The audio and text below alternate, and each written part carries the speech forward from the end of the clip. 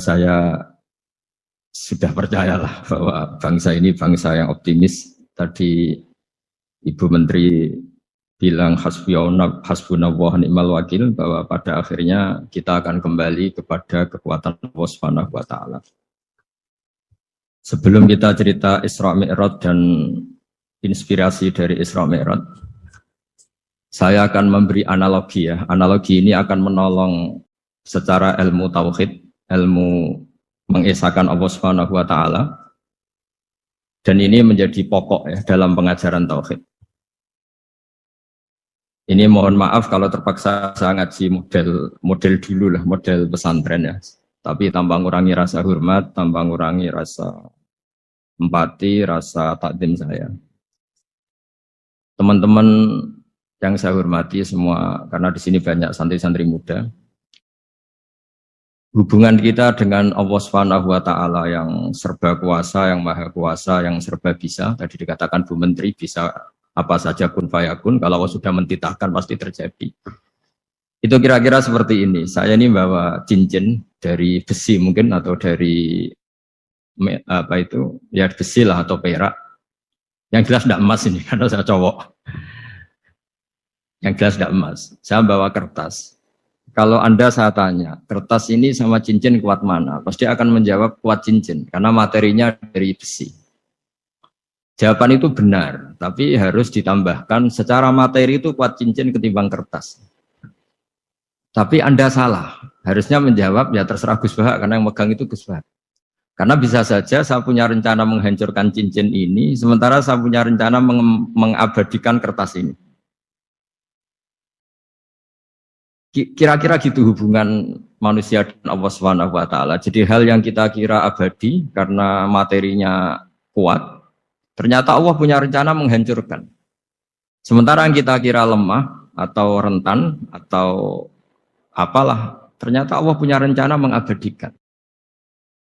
Di sini kemudian istilahnya orang-orang tasawuf, wa tafwidil umur ila mudabbiriha. Kita sebagai manusia menyerahkan urusan pada pengaturnya, pada yang punya. Bukan wilayah kita mengatakan cincin ini lebih kuat ketimbang atau lebih abadi ketimbang kertas. Karena saya punya rencana menghancurkan cincin, tapi ingin mengabadikan apa?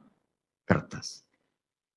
Sehingga tentang pandemi, tentang tragedi sosial, tentang apa saja, kita tidak pernah tahu rencana Allah itu mana yang lebih awet. Jangan-jangan kita takut pandemi, saya berkali-kali ngaji, mati kita kecelakaan.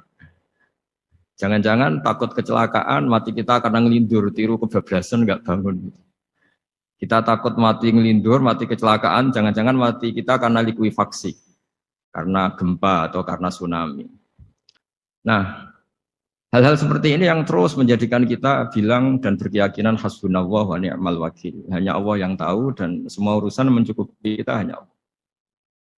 Tadi kata Bu Menteri, kita akan menghadapi ini dengan ilmu pengetahuan dan pengalaman. Oke, saya sangat setuju itu. Tapi lagi-lagi bangsa ini dan seluruh tren dunia itu kalau misalnya baru tsunami, ya semua orang ramai ketakutannya pada tsunami. Ilmuwan berteori bahwa tsunami siklusnya sekian tahun per sekian tahun. Nanti pas gempa juga gitu, pas likuifaksi juga gitu. Nanti kalau mudik mungkin ketakutan orang sama kemacetan, sama macam-macam. Takut kecelakaan laka di jalan dan sebagainya. Sehingga sebelum ngaji ini lebih jauh, pastikan bahwa tidak dalam wilayah kita mengatakan bahwa cincin ini lebih abadi, lebih awet ketimbang kertas. Tapi kita harus menjawab secara materi, cincin itu lebih awet ketimbang kertas. Tapi secara hakikat ya terserah yang mengendalikan, terserah yang punya, rencananya apa. Nah, di sini pentingnya ngaji. Karena dari ngaji itu kita akan kembali ke ma'rifatullah, ngerti Allah yang sebenarnya. Sebab itu di surat Isra disebut pada akhirnya ngaji itu apa? Subhanalladzi asra bi 'abdihi lailam minal masjidil haram ilal masjidil aqsa alladzi barakna haulahu. Tujuan akhirnya linuriyahu min ayatina. Bahwa Mi'raj itu hanya bagian kecil yang dingertikan kita betapa dahsyatnya kekuasaan Allah Subhanahu wa taala. Betapa tidak terbatasnya kemampuan dan kebisaan dan kudrahnya Allah Subhanahu wa taala. Makanya masih dikatakan min ayatina, itu masih sebagian kecil dari ayat-ayatku kata Allah. Lalu dalam surat Kahfi diterangkan, ketika orang kagum dengan Ashabul Kahfi yang bisa hidup, tidur dalam keadaan hidup 309 tahun, atau Masehinya 300 tahun, kalau Hijriahnya 309 tahun. Itu mungkin kalau kita ilmuwan, ahli baksil ya, atau ahli apalah, itu mungkin lebih kagum tentang nyamuk. Saya berkali-kali bilang, andaikan kita sepakar-pakarnya, terus disuruh bikin nyamuk itu, nggak usah bikin nyata hidup, bikin patungnya saja. Nyamuk itu sekecil itu, kemudian punya jantung, jantungnya punya urat, uratnya punya kuman, kumannya juga punya urat. Bayangkan saja sudah tidak bisa. Sehingga ketika orang terdetak kagum sama Ashabul Kahfi, kata Allah, am hasibta anna ashabal kahfi warraqi kanu min ayatina ajaba. Apa kamu kagum tentang Ashabul Kahfi dan batu-batu yang dipahat di situ? Bukankah dalam kekuasaan kami ada yang selalu menakjubkan? Artinya, andaikan kita ilmuwan tentang embriologi, tentang hewan, tentang kuman, mungkin cerita tentang nyamuk itu lebih dahsyat ketimbang tidurnya Ashabul Kahfi yang 309 tahun. Karena kemampuan Allah menciptakan nyamuk yang kecil, sangat kecil, super kecil, kemudian kecil itu ya punya jantung tentu lebih kecil lagi, belum uratnya jantung itu, belum nyamuk juga di dalamnya menyimpan calon-calon keturunannya, kayak apa kecilnya lagi. Nah, di sini Allah mengingatkan kita, innallaha la yastahi ayyadriba matsalam ma fa'udatan fama faqaha. Allah tidak pernah malu jika dalam menunjukkan kekuasaannya Allah memberi contoh seekor nyamuk. Karena nyamuk ini andaikan kita, tadi saya ulang lagi, andaikan kita ilmuwan yang nekuni itu, strukturnya bisa melihat, bisa nyari pasangan hidupnya, dan bisa hamil, bisa melahirkan, atau bisa menelur, dan sebagainya, dan sebagainya. Maka kita akan kagum sekagum-kagumnya, betapa kita di depan kekuasaan Allah Subhanahu wa Ta'ala, tidak siapa-siapa, dan akhirnya kita ikrar-ikrarnya, asyhadu alla ilaha illallah, bahwa tidak ada kekuasaan selain kekuasaan Allah Subhanahu wa Ta'ala. Lalu kenapa nyamuk itu tidak menjadi perhatian publik? Ternyata kita dibodohkan oleh kepentingan kita sendiri. Karena dari awal kita menganggap nyamuk itu problem, penyakit. Ya sudah, bawaan kita mungkin cari obat supaya bisa membunuh nyamuk itu. Atau melihat nyamuk itu sebagai problem, bukan sebagai ayatun min ayatillahi ta'ala, sebagai tanda-tanda kebesaran Allah Subhanahu wa Ta'ala. Sehingga akhirnya manusia itu butuh yang namanya mukjizat dahsyat yang mudah dilihat, mudah dirasakan. Akhirnya kita tahu dalam sejarah para nabi, Nabi Musa minta mukjizat Laut Merah dibelah sehingga bangsa Israel bisa melewati kejaran Fir'aun dan sampai selamat dari kejaran Fir'aun. Nabi Soleh umatnya minta keajaiban, yaitu onta keluar dari batu besar. Dan Nabi Soleh menuruti, akhirnya ada onta yang keluar dari batu besar. Begitu juga nabi-nabi sebelum itu atau setelah itu, selalu ada mukjizat yang memang manusia tidak mampu. Nah, kata tidak mampu ini yang semua umat para nabi tidak akan seunggul umat Nabi Muhammad SAW. Karena kita sebagai umat Rasulullah SAW, untuk merasa tidak mampu, itu tidak harus hal-hal seperti membelah laut. Tidak harus hal-hal seperti onta keluar dari batu. Tidak harus hal-hal yang dahsyat kayak tongkat Nabi Musa menjadi ular besar yang menelan semua sihir-sihirnya Fir'aun. Kita sebagai umatnya Nabi selalu tiap hari bilang innallaha ala kulli syai'in qadir, hanya Allah yang mampu. Allah mampu atas segala hal. Melihat nyamuk kita iman, melihat hal-hal kecil. Karena kita ketika melihat nyamuk, itu mesti kita itu Kok hebat nyamuk tanpa rapat, tanpa ada gaji dari Kemenku bisa populasinya dijaga. Padahal musuhnya banyak. Musuhnya nyamuk itu umat manusia yang katanya makhluk paling cerdas di dunia. Tapi tidak juga bisa menghabisi nyamuk. Mungkin mereka juga rapat terus untuk menjaga ketahanan populasinya. Jadi andai kan kita pakai ayat tadi, innallaha la yastahi ayyadriba masalam ma ba'udah. Allah itu tidak pernah malu untuk menunjukkan kekuasaannya, cukup misalnya kita belajar tentang nyamuk. Sudah sekecil itu punya mata, matanya punya saraf, punya urat. Terus kecil apa? Begitu nyamuk sendiri punya kuman. Kalau nyamuk sendiri kecil, terus kumannya sekecil apa? Organ tubuhnya seberapa? Ini sudah kedahsyatan yang luar biasa yang menjadikan kita iman. Innallaha ala kulli syai'in qadir. Allah sendiri yang maha kuasa. Sehingga kembali ke tadi, peristiwa Mi'raj yang super dahsyat pun kata Allah masih dikatakan linuriyahu min ayatina. Hanya untuk menunjukkan sebagian dari ayat-ayatku. Bukan mewakili semua ayat-ayat kekuasaan Allah Ta'ala. Tapi sebagian, min itu tab'id sebagian. Lalu sebelum kita jauh belajar, kita sendiri juga, saya sendiri masih belajar. Kehebatan Rasulullah Shallallahu Alaihi Wasallam, Nabi akhir zaman. Kenapa hebat? Itu diantaranya adalah karena mukjizat tongkat itu pada akhirnya diletakkan di museum. Orang melihat, terus gaya-gayanan kuat ke Turki, atau bisa melihat langsung di museum. Dan setelah melihat, kadang-kadang kita ragu, masa tongkat ini betul itu. Kalau setelah misalnya yakin, bisa dipakai lagi enggak ya? Jadi hal-hal yang mengundang pertanyaan sekaligus keraguan. Beda dengan ajaran Rasulullah Muhammad SAW. Ketika Nabi cerita betapa kekuasaan Allah itu super dahsyat. Buktinya ya nyamuk tadi.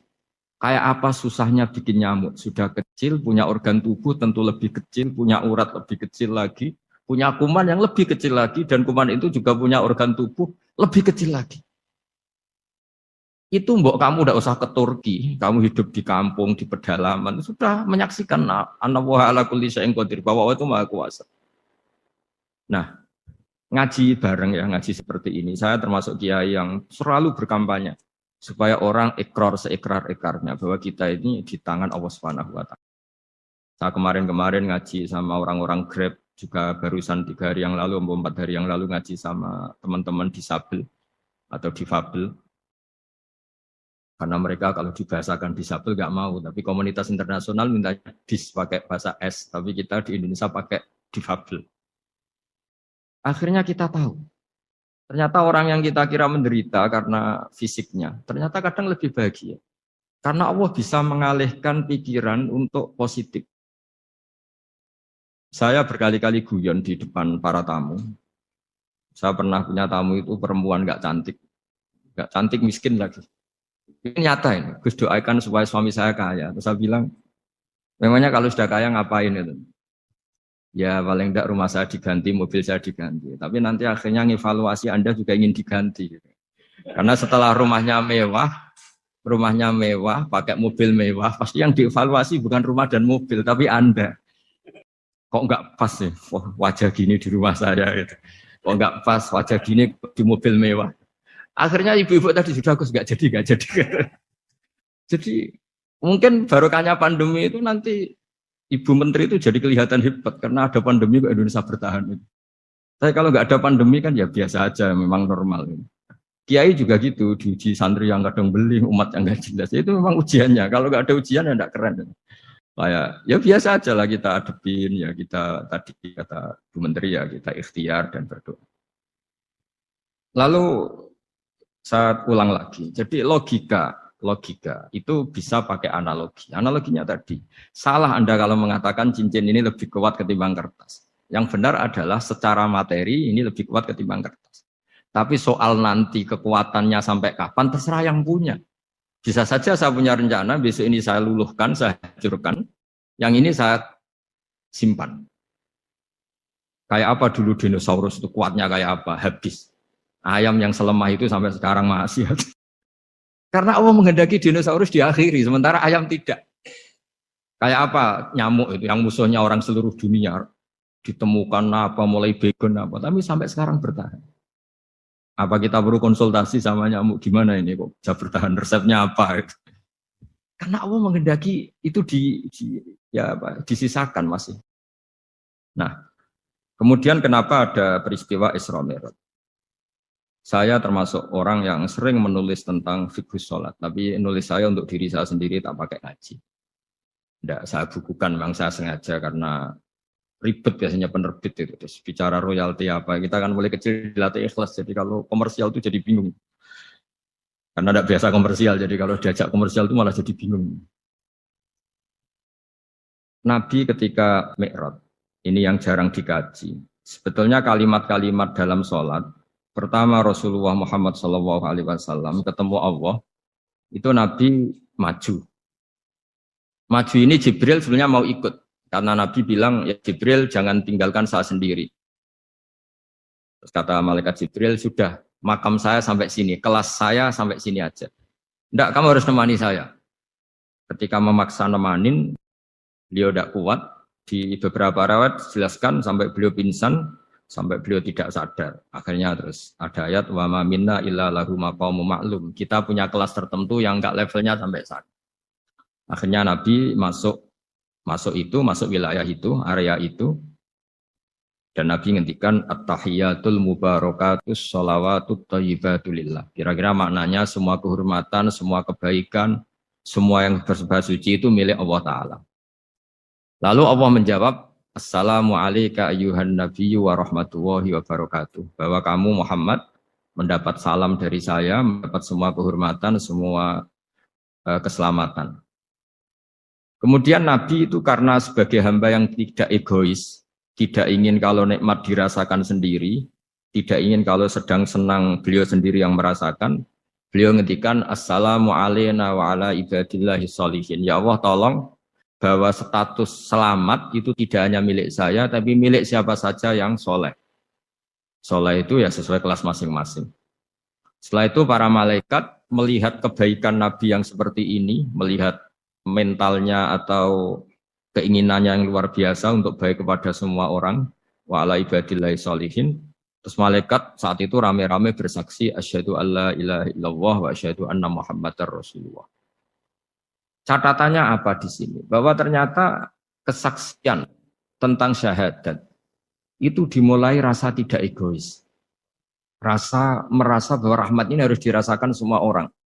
Wa ma arsalnaka illa rahmatan lil alamin. Jadi rahmat ini harus dirasakan banyak orang. Kita tahu misalnya Islam melarang narkoba misalnya. Memang narkoba itu mengganggu. Hampir semua kecelakaan rata-rata faktor supir itu narkoba. Begitu juga pembunuhan yang sadis, rata-rata efek dari pengaruh narkoba. Sehingga Islam keras sekali tentang narkoba. Dan alhamdulillah di Indonesia ditangani BNN yang sangat serius melawan narkoba. Nah, keputusan Islam melarang narkoba itu keputusan yang luar biasa, yang menjadi berkah bagi semua. Begitu juga keputusan Islam tentang melarang zina, melarang perbudakan, melarang penipuan. Dan Islam mendukung misalnya gerakan nikah, gerakan adil, gerakan keseimbangan dan kemanusiaan. Sehingga agama ini akan dinikmati siapa saja karena ajarannya. Lalu agama ini bisa nikmat, itu solusinya gampang menurut Rasulullah, yaitu sholat. Nabi itu kalau pusing menghadapi banyak hal, itu keluar masuk, terus tanya sama istrinya, kapan waktunya sholat? Kapan Bilal datang? Dulu kalau mau waktu sholat, Bilal datang, ngetok pintu Nabi, ya Rasulullah sekarang waktunya sholat. Itu Nabi membahasakan sholat itu unik. Ini tentang Mi'raj ya, karena hasilnya ya sholat tadi. Arikhna ya Bilal. Arikhna itu tolonglah bikin nyaman saya dengan sholat. Sebelum kita belajar sholat secara serius, gampang. Kalau kita misalnya menteri, atau kita ajudan, atau kita apa, kayak apa asiknya kita kalau ngomong-ngomong sama presiden, bercengkrama dengan presiden atau dengan menteri atau dengan kiai, dengan atasan. Sholat itu media di mana kita asik dengan Allah Ta'ala. Kalau kita bisa asik dengan atasan yang manusia, apalagi ini asik dengan Allah Subhanahu wa Ta'ala. Sehingga kita harus malu kalau sholat tidak asik. Kita ketemu orang yang kita hormati saja asik, masa ini ketemu Allah Ta'ala tidak asik. Sehingga dulu, bawaannya orang dulu itu kalau sholat, untuk tidak cepat itu harus diperintah. Dulu para nabi, para sahabat kalau sholat itu lama-lama. Sehingga sampai Nabi yang turun tangan, wahai para sahabatku, kalau kamu jadi imam jangan lama-lama. Karena dulu semua orang itu penikmat sholat. Sehingga untuk tidak lama itu nunggu diperintah. Kalau kamu jadi imam jangan lama-lama, kasihan makmumnya. Nah sekarang alhamdulillah tanpa dilarang sudah cepat semua. Ini sudah ada kemajuan, ini sudah maju sekali ini. Nggak usah dilarang sudah cepat. Dulu itu saking asiknya orang sholat. Untuk supaya agak cepat itu harus ada perintah dari Nabi. Kalau kamu jadi imam jangan lama-lama. Nah kita kalau sedang pas baiklah, pas waras lah kira-kira gitu. Kalau bahasa orang Pantura, saya ini orang Pantura, jadi kalau ngomong lebih keras, lebih vulgar. Normalnya orang sholat itu tidak bisa ngakhiri. Normalnya, saya ulang lagi, normalnya orang sholat itu tidak bisa ngakhiri karena ketemu zat yang kita cintai. Kita kalau ketemu orang yang kita hormati, yang kita cintai itu nggak bisa ngakhiri. Misalnya mungkin anak muda, contohnya ketemu pacar nggak bisa ngakhiri. Kita kangen sama temen, jagung nggak bisa ngakhiri karena asik. Nah ini ketemu Allah yang dipuja-puja, dipuji-puji, kemudian cepat ingin ngakhiri. Jadi ini kita agak aneh. Makanya orang sholat itu tidak bisa ngakhiri. Dan itu normal. Sehingga dulu ketika Sayyidina Umar itu ditikam sama satu benda yang kayak pancing ini. Panah itu kan kayak pancing ya. Jadi kalau masuk cepat tapi nariknya susah. Karena ada grendelnya. Itu tiap ditarik sakit, tiap ditarik sakit. Dan beliau bilang, nanti setelah saya sholat tarik.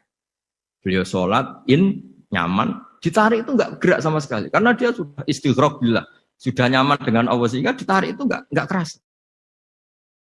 Dulu di daerah sini, masih keluarga kita lah, masih keluarga kita semua. Ada seorang wali jadi imam masjid. Itu di PHK sama takmirnya. Karena ketika sujud, dia asik terus lama sekali. Sampai 30 menit. Sampai santrinya bilang, mbah, sampun, mbah, sampun. Setelah itu rapat dihentikan. Kita kenapa mbah sujud begitu? Saya tidak bisa mengakhiri orang nikmati sujud kemudian ingin berhenti. Nah, Sayyid Ali Zainal Abidin yang populer, cucunya Rasulullah SAW, anaknya Sayyid Husain, putranya Sayyid Husain. Itu bapak saya kalau cerita, beliau itu sebenarnya sholat itu hanya ingin 2 rakaat. Setelah sholat 2 rakaat, ya Allah sebagai hadiah nikmat saya sholat 2 rakaat karena asik dengan engkau, saya akan syukur lagi sholat 2 rakaat. Akhirnya ketika nikmati sholat, dia sholat lagi 2 rakaat sampai akhirnya 1000 rakaat. Itu tanpa rasa capek. Karena merasa keasikan. Masa momen seasik ini kemudian saya tinggalkan ya Allah. Akhirnya sholat lagi. Sehingga ada seorang wali ditanya, kamu ingin masuk surga? Tanya, di surga ada sholat enggak? Enggak ada katanya. Wah kalau enggak ada sholat, saya enggak masuk surga. Terus dibilang, ya sholat aja. Terus dia mau masuk surga. Kalau kita akan kebalikan, kita ini masuk surga itu sebetulnya kita ngawur sekali. Ngawurnya adalah, hore masuk surga, tidak ada sholat lagi, tidak ada puasa lagi. Jadi ini kan, kita ini jadi makhluk yang aneh. Jadi kita ini masuk surga senang karena sudah ada kewajiban apa? Sholat. Jadi ini agak aneh. Sesuatu yang menjadikan kita masuk surga, tapi sesuatu yang kita benci setelah masuk surga. Asiklah di surga karena tidak ada sholat. Nah, apapun kondisi kita harus latihan.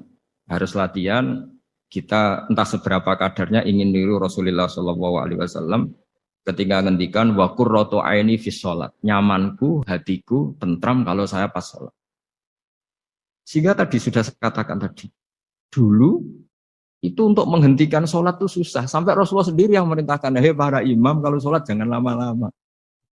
Kalau sekarang, andai kan Nabi hidup di zaman sekarang, pasti tidak ada pengumuman itu. Karena semuanya sudah pat, malah super kilat itu. Ada yang terawih 20 rakaat hanya berapa? 8 menit dulu. Itu kan 7 menit itu. Nah kalau sampean tanya saya, kenapa sholat begitu asik? Yaitu tadi kita diajari analogi. Analogi itu ya kias. Jika kita bisa asik ngomong sama orang yang kita cintai, bisa orang tua, bisa anak, bisa cucu, itu rasanya mengakhiri itu nggak bisa. Karena bawaannya asik. Apalagi ini kita munajat, bercengkrama dengan zat yang kita butuhkan sebelum kita ada, sampai setelah kita ada, sampai setelah kita tidak ada. Kita semua akan hasbunallah wa ni'mal wakil. Sehingga dulu bawaannya orang dulu itu, saya cerita sedikit. Ada orang mau meninggal, namanya Umar bin Abdul Aziz, itu Khomisul Khulafa, orang yang terkenal adil. Ketika mau meninggal, senangnya bukan main. Ditanya, kenapa engkau senang? Memangnya kalau saya mati mau kemana? Ketika saya hidup dengan segala nikmat itu ya karena Allah Ta'ala. Saya nanti mati ke zat yang sama. Dikelola oleh zat yang sama, yaitu Ar-Rahman Rahim. Dulu saya disayangi Allah, paling selamati juga disayangi Allah. Karena yang jadi Tuhan selamati, Tuhan yang sama ketika di dunia, yaitu Rahman Rahim. Cerita legenda yang lebih dasar dari itu, masyhur itu Jalaluddin Ar-Rumi. Ketika dia mau meninggal, semua muridnya nangis, beliau marah. Kenapa kamu menangis? Ya karena guru mau meninggal. Kamu itu ngawur sekali. Saya ini sudah lama menunggu hari seperti ini, bisa ketemu zat yang saya cintai, malah kamu menangis. Ayo kamu nari sebagai pesta kematian saya. Tapi ini nggak bisa ditiru ya, karena kalau kita niru, nggak usah dilarang juga nggak bisa niru kayak gitu. Cuma saya maklumatkan jangan ditiru, meskipun nggak usah dilarang juga nggak akan bisa niru. Sehingga orang-orang dulu itu bawaan kalau mau kabundut itu ya asik. Rasulullah Shallallahu Alaihi Wasallam ketika mau wafat, intakola ila rofiqil a'la, itu ditanya sama istri-istrinya. Lalu engkau mau kemana? Kata Nabi, sebelum sekian hari, beliau setiap khutbah ngendikan, ini ada hamba yang disuruh milih Allah antara di dunia dan bertemu Allah. Kalau kamu jadi hamba itu milih mana? Di dunia yang penuh problem ini, apa milih ketemu Allah yang Rahman Rahim? Yang hubungannya dengan kamu itu ngasih dan ngasih. Kamu tidak mungkin kan hubungan dengan Allah memberi, kamu bisa apa? Kita hubungan dengan Allah pasti hanya mendapat. Dikasih nyawa, dikasih oksigen, dikasih bumi tidak bayar, dikasih air juga tidak bayar. PDAM dikelola siapapun bayar, oksigen di rumah sakit bayar. Hubungan kita dengan Allah tidak pernah bayar oksigen, tidak pernah bayar sewa bumi. Punya kolam renang laut seluas itu ya tidak pernah bayar. Udah gitu kolam renangnya menghasilkan ikan. Kalau kita kan semuanya utang jasa sama Allah. Dan reputasi Allah itu dengan kita hanya memberi, tidak pernah meminta. Akhirnya hubungan-hubungan inilah yang menjadikan terus. Semua sahabat jawab, ya kalau kita jadi hamba itu pasti milih Allah lah. Jadi Nabi itu saking pinternya orang, supaya orang siap dengan keberangkatan beliau itu dibikin satu taksis, satu apa? Kalau orang Jawa bilang itu dikai persemon, dikai mukaddimah. Supaya orang-orang itu siap kalau Nabi ngendikan. Kalau kamu seorang hamba disuruh ketemu Allah sama hidup di dunia yang fana ini milih mana? Ya milih ketemu Allah. Ketika akhirnya Rasulullah wafat, ternyata orang itu adalah Rasulullah. Ya akhirnya sahabat bilang, ya iyalah masa dengan kita sama Allah milih ketemu kita, pasti milih ketemu Allah. Nah, sholat itu mi'rajul mu'min, sholat itu adalah cara seperti itu.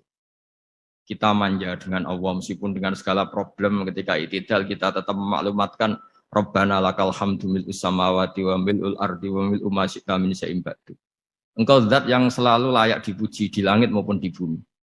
Dan langit bumi ini karena terbatas masih ditambahi wa mil'u ma syi'ta min syai'in ba'du. Dan seluas apa saja engkau kehendaki. Apapun hebatnya langit bumi ini tetap terbatas, ada ruang dan waktu. Makanya ditambahi wa mil'u ma syi'ta min syai'in ba'du. Dan segala puji ini memenuhi semua yang engkau kehendaki. Saya berkali-kali bilang kalau hubungan dengan Allah nyaman, caranya gitu. Kalau kita sakit, bayar oksigen. Kalau kita butuh air, bayar PDAM. Allah itu tidak pernah nyuruh kita bayar. Apa saja hubungan dengan Allah. Nah, sholat itu maklumat bahwa kita apapun problemnya, alhamdulillah rabbil alamin. Kita maklumatkan terus bahwa kita bersyukur. Lalu kita Rabbana lakal hamdu. Makanya saya sering kalau disuruh Gus doain supaya pandemi cepat berlalu. Saya ini kan kalau kiai ya. Kiai itu apa ya? Saya pernah di Jogja pas gempa.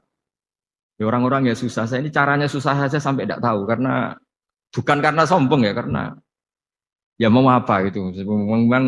Memang nggak bisa apa-apa kan kita manusia.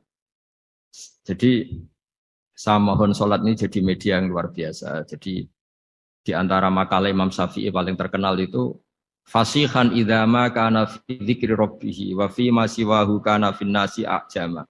Orang baik itu orang yang fasih. Fasih itu lantang dan cerdas dan vulgar dan nyaman ketika ngomong tentang Allah. Salat itu semua hubungan kita ngomong dengan Allah. Misalnya kabira walhamdulillah katsira. Hanya Engkau yang maha besar ya Allah. Orang yang katanya terkuat di dunia karena presiden superpower misalnya. Nyatanya waya mati ya mati. Kalau nggak makan lemes. Jadi orang kita sadar. Yang katanya orang terkuat, paling hebat, kalau nggak makan lemes. Artinya ternyata hanya sekuat itu. Dia bisa instruksi seluruh dunia misalnya untuk apa. Ya. Tapi coba apa dia kuat gak makan 2 hari. Makanya hikmah puasa itu orang tahu. Ternyata makhluk yang paling mulia itu manusia. Kalau gak makan nasi 1 piring itu ya mati. Berarti hidup nasi sama manusia. Nanti kalau nasi bilang, saya tidak butuh kamu. Tapi kamu butuh saya. Itu habis kita. Makanya ketika ada orang yang mempertuhankan manusia, itu Allah cara menafikan itu hanya bilang, karena yakulanit to'am. Yang kamu tuhankan itu makan. Hanya makan itu kalau dia tidak makan lemes. Jadi kiai itu atau manusia-manusia yang dekat Allah al-afillah itu ketika mengatakan kabira walhamdulillah katsira subhanallahi bukrata wa asila itu kelihatan. Makanya Quran kalau mencibir kita, falola in kuntum ghaira madidin tarji'unaha in kuntum shadiqin. Kalau kamu merasa dikjaya, mbok jangan mati, mbok jangan tua. Sudahlah hidup terus. Dikjaya kok mati gak keren. Orang top kok mati itu gak keren. Jadi Allah cara gojlek itu ya sudahlah. Kalau kamu hebat jangan mati kata. Nah, sholat tuh mengingatkan itu terus. Sampai kita bilang inna sholati wa nusuki wa mahyaya wa mamati lillahi rabbil alamin. Gusti, saat ini saya ikrarkan hidupku, matiku semuanya terserah Engkau. Nah, lagi-lagi tadi ketika kita bilang cincin ini lebih kuat ketimbang kertas, Anda salah. Karena itu hanya secara materi. Kuat tidaknya terserah yang mengendalikan. Karena saya punya rencana menghancurkan cincin ini, besok mau saya lebur, sementara saya mau mengabadikan kertas ini.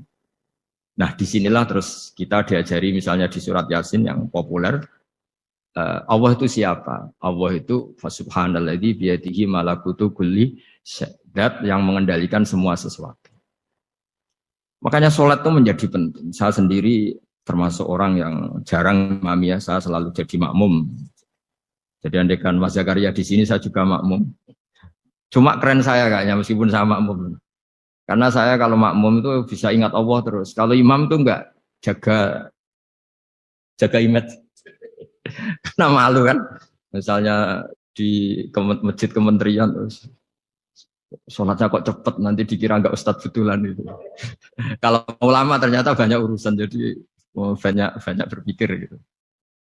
Tapi alhamdulillah ini barokahnya ngaji terus apa ya? Ya hasilnya mi'raj itu ya sholat itu. Sholat ini spesial karena tadi saya bayangkan itu di surga gak ada sholat itu ya terus saya wopo itu gak asik.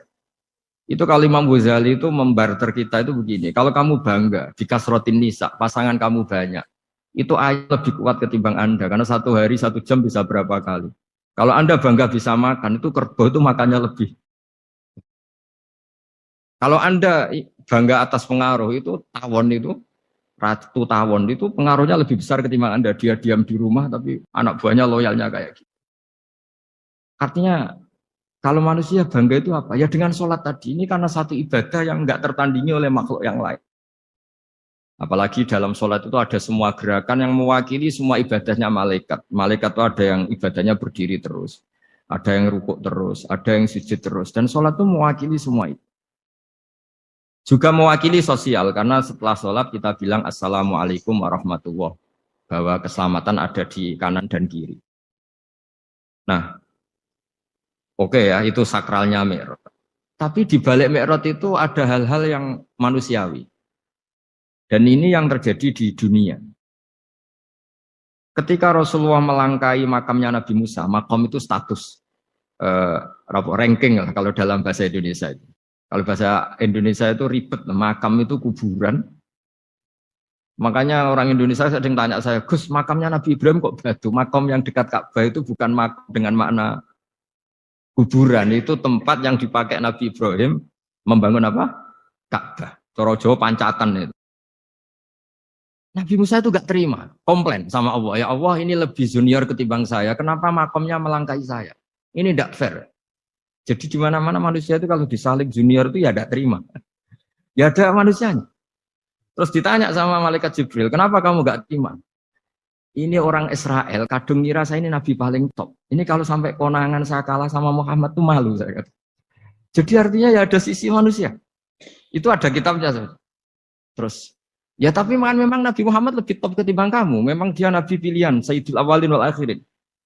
Oke, kalau saya kalah dengan dia gak apa-apa. Tapi umatnya jangan. Maksudnya umatnya bangsa Israel harus lebih top ketimbang kita. Makanya orang Israel sampai sekarang begitu itu ya memang ada sanatnya, nggak mau kalah. Karena usulnya Nabi Musa memang nggak boleh kalah. Terus terus kata Allah, ya tidak bisa. Memang yang paling top tetap umatnya Muhammad, bukan umat kamu. Tetap kamu kalah. Sehingga setelah kalah dan menang itu kita terus tidak tahu. Misalnya begini ya, penemu komputer atau penemu mobil sama yang beli mobil itu hebat mana? Kalau bicara keilmuan ya hebat penemunya. Tapi kalau bicara kapitalistik, udah bikinkan mobil yang mewah gini-gini. Nanti tanggal ini jadi ya. Hebat mana yang nyuruh sama yang disuruh? Kalau logikanya pakai gitu. Hebat mana yang nyuruh sama yang disuruh? Artinya kamu milih jadi mana? Penemu mobil, hebat kan? Tapi terus sama orang kaya diminta, bikinkan ini, speknya seperti ini, selesai gini. Hebat mana? Nyuruh sama disuruh? Menyuruh. Tapi yang nyuruh tidak bisa bikin mobil, yang disuruh bisa. Pinter mana? Pinter yang disuruh. Tapi pertanyaannya, wong bisa nyuruh ngapain bikin sendiri? Pinter mana? Ini mohon maaf karena di sini banyak orang nggak jelas-jelas juga. Artinya terus subjektivitas manusia ini tetap ada gitu. Kalau bisa beli ngapain bikin gitu. Tapi kalau bisa bikin ngapain beli. Nah mungkin perdebatan di kementerian atau di yayasan atau di kampung-kampung atau di apa mesti begitu. Dan itu di Mi'raj juga digambarkan. Digambarkan bahwa antar nabi ini ya ada kompetisi. Wa fi dzalika falyatanafasil mutanafisun. Tapi bedanya nabi dengan kita itu satu. Nabi itu kalau keliru dengan tanda petik, nabi itu kalau keliru itu jadi berkah.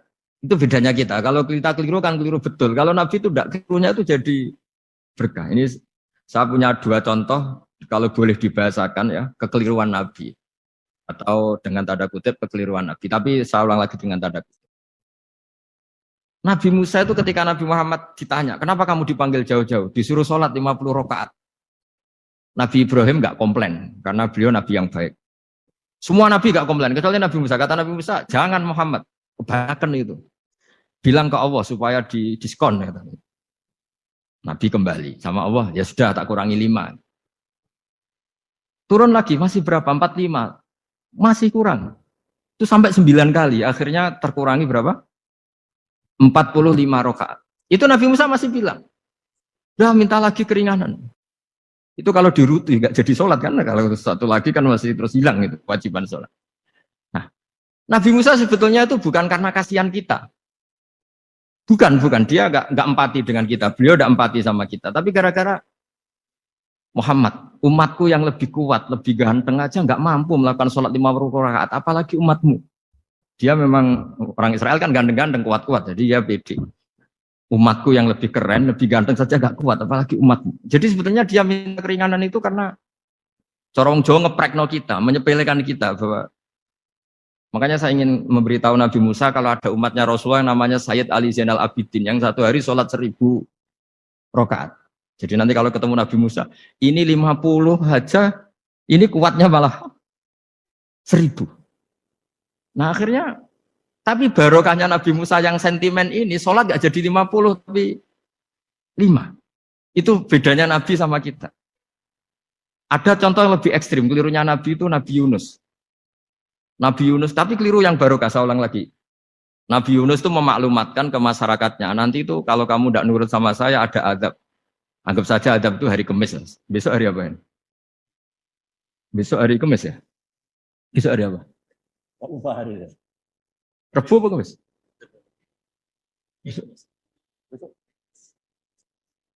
Lupa hari.